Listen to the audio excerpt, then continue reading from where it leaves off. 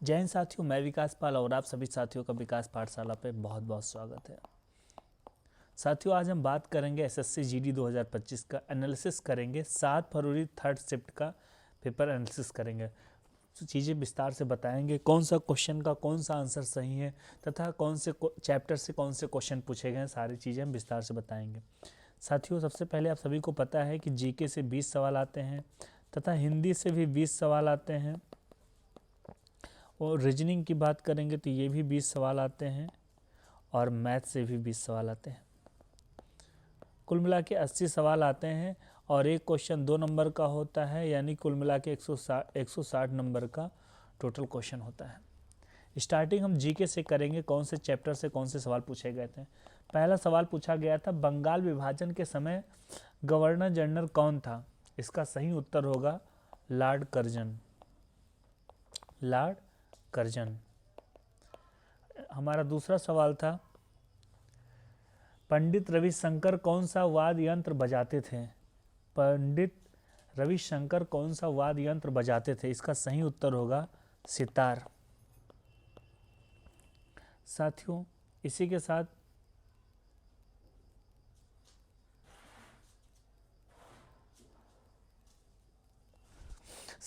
के साथ हमारा तीसरा सवाल होगा, राजवर्धन सिंह राठौड़ ने किस वर्ष ओलंपिक रजत पदक जीता था। तो इसका सही उत्तर होगा आंसर 2004। हमारा अगला सवाल था, 1991 की जनगणना के अनुसार भारत की साक्षरता दर कितनी थी। 18.33%।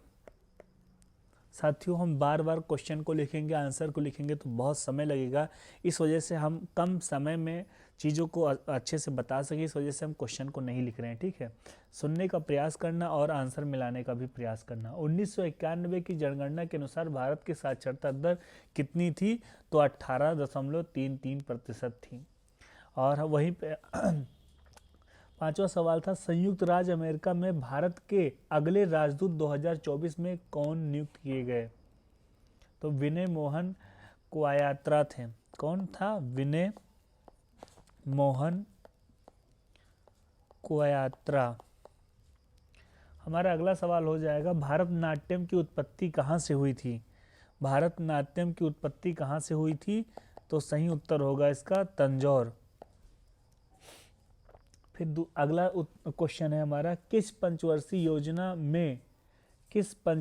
योजना में गरीबी उन्मूलन का उल्लेख किया गया था। इसका सही उत्तर है पांचवी पंचवर्षीय योजना में। पांचवी पंचवर्षीय योजना में गरीबी शब्द का उल्लेख किया गया था योजना में। इस सवाल को हम ऐसे भी पूछ सकते हैं कि किस पंचवर्षीय योजना का उद्देश्य गरीबी का उन्मूलन था, तथा गरीबी हटाओ का नारा किस पंचवर्षीय योजना में दिया गया था। तो इन तीनों सवाल के सही उत्तर होगा पांचवी पंचवर्षीय योजना के अंतर्गत दिया गया था। वही हमारा अगला सवाल होगा कि शिशु मृत्यु दर सबसे ज्यादा किस राज्य में है। इसका सही उत्तर होगा एमपी। एमपी का मतलब होता है मध्य प्रदेश। और हमारा अगला सवाल है, प्रथम पंचवर्षीय योजना के उपाध्यक्ष कौन थे। इसका सही उत्तर होगा गुलजारी लाल। सवाल था, प्रथम पंचवर्षीय योजना के उपाध्यक्ष कौन थे। इसका सही जवाब है गुलजारी लाल नंदा। और हमारा अगला सवाल है कि ब्रह्मपुत्र नदी हिमालय की ओर से निकलकर किस ओर बढ़ती है। ब्रह्मपुत्र नदी हिमालय की ओर से निकलकर किस ओर बढ़ती है। इसका सही उत्तर है पूर्व दिशा की ओर। किस दिशा की ओर? पूर्व दिशा की ओर। हमारा अगला सवाल था कि वैदिक युग में लोहे के साक्ष्य कहाँ से मिले। वैदिक युग में लोहे के साक्ष्य कहाँ से मिले। इसका सही उत्तर है कौशाम्बी। कौशाम्बी ये कहाँ है? उत्तर प्रदेश में है। वैदिक युग में लोहे के साक्ष्य कौशाम्बी उत्तर प्रदेश में मिले थे। वहीं पर एक अनुच्छेद से सवाल पूछा गया था, कौन सा था कि समान नागरिकता संहिता किस अनुच्छेद के अंतर्गत है। समान नागरिकता संहिता किस अनुच्छेद के अंतर्गत है। तो इसमें सही उत्तर होगा अनुच्छेद 44। और हमारा अगला सवाल था कि दूसरी पंचवर्षीय योजना किस पर आधारित थी। दूसरी पंचवर्षीय योजना किस पर आधारित थी? तो हम इसका सही उत्तर होगा बुनियादी और भारी उद्योगों के विकास पर। बुनियादी और भारी उद्योगों के विकास पर। उद्योगों के विकास पर। हमारा अगला सवाल था, साथियों ये जीके का सवाल था जो भी हमें पास प्रश्न हमारे पास जो उपस्थित हुए, जो भी हमें प्राप्त हुए, उन सारे प्रश्नों का हमने उत्तर दे दिया है। अब हम बात करेंगे हिंदी का। हिंदी में भी 20 सवाल थे, यानी 40 नंबर का था। तो हम वही बात करेंगे। सबसे पहले इन्होंने सरस्वती का पर्यायवाची पूछा था। सरस्वती का पर्यायवाची। सरस्वती का पर्यायवाची होता है वाणी, शारदा, वागेश्वरी, वेद माता या वीरापाणी, भारती या वाग्देवी, महाश्वेता या गांधा या हंसवाहिनी।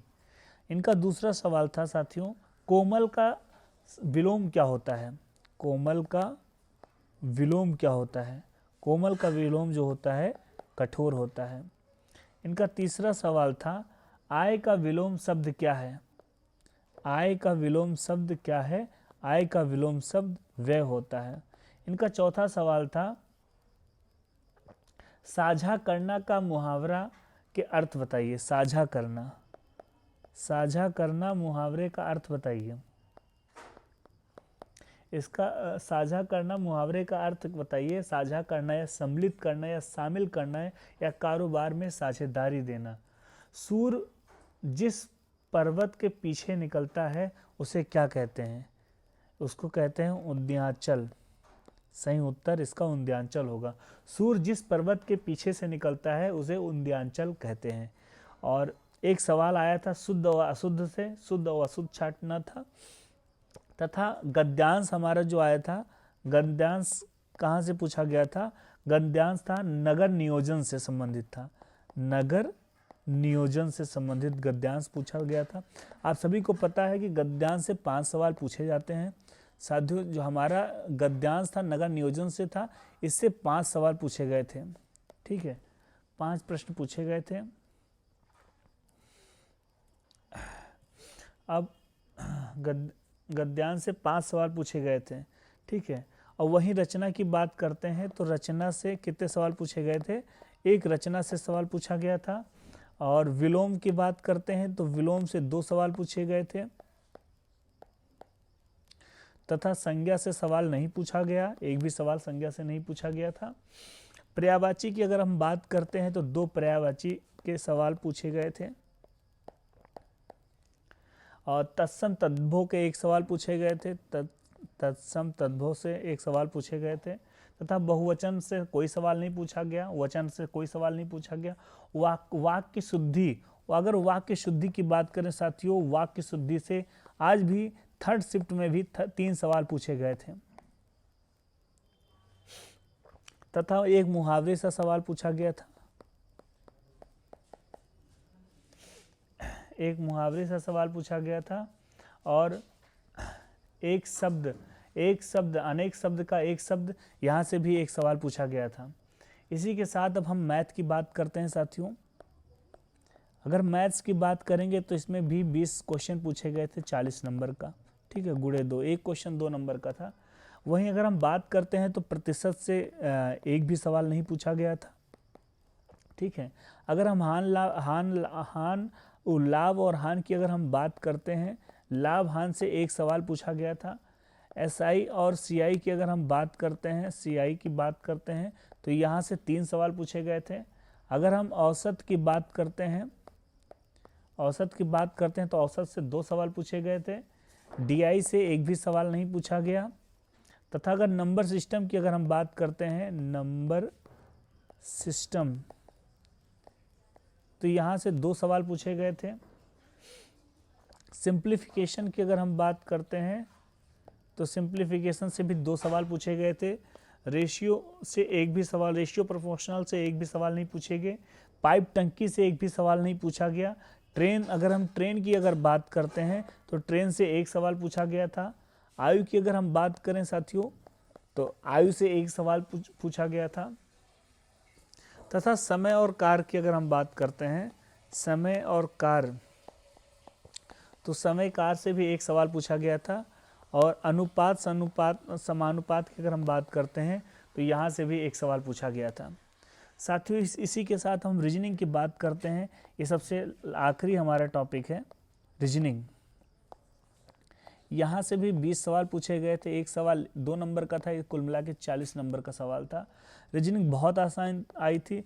सबसे पहले अगर हम रक्त संबंध की अगर हम बात करते हैं, रक्त संबंध से 2 सवाल पूछे गए थे। कितने सवाल रक्त संबंध से पूछे गए थे? रक्त संबंध का होता है ब्लड रिलेशन, इससे 2 सवाल पूछे गए थे। वहीं अगर हम नंबर सीरीज की अगर हम बात करें, नंबर सीरीज से कितने सवाल पूछे गए थे?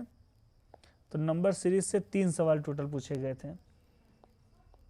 वहीं अगर हम बात करते हैं वेन डायग्राम से कितने सवाल पूछे गए थे? तो वेन डायग्राम से भी एक सवाल पूछा गया था। तथा एनालॉजी से एक सवाल पूछा गया था।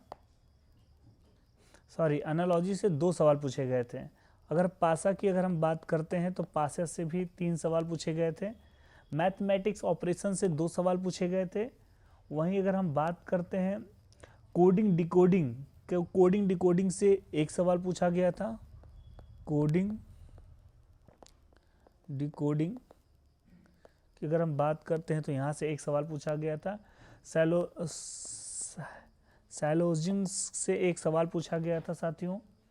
वहीं अगर हम बात करते हैं मिस इमेज से कितने सवाल पूछे गए थे? तो एक सवाल पूछा गया था। वहीं काउंटिंग फिगर की अगर हम बात करते हैं तो काउंटिंग फिगर से सवाल नहीं पूछे गए थे। और मिसिंग नंबर, अगर हम बात करते हैं मिसिंग नंबर से, तो मिसिंग नंबर से एक सवाल पूछा गया था। फिंगर सीरीज से कोई सवाल नहीं आई थी। अगर आकृति की हम बात करें तो आकृति से सिर्फ एक सवाल पूछा गया था। और सिटिंग अरेंजमेंट से 2 सवाल पूछे गए थे। साथियों फिंगर सीरीज, आकृति, सिटिंग अरेंजमेंट से 2 सवाल पूछे गए थे। कथन निष्कर्ष से सवाल नहीं पूछा गया था। पजल से सवाल नहीं पूछा गया था। और इसी के साथ ये रीजनिंग भी समाप्त हो गया है। आई थिंक मैंने आप सभी को मैथ्स के 20 सवाल तथा हिंदी के 20 सवाल और जीएस के 20 सवाल तथा रीजनिंग के भी 20 सवाल, हमने आप सभी को 80 सवाल के जो सही उत्तर हैं तथा 80 सवाल कहाँ से, कौन से चैप्टर से, किस प्रकार से पूछे गए, मैंने आप सभी को विस्तार से बताने का पूरा प्रयास किया है।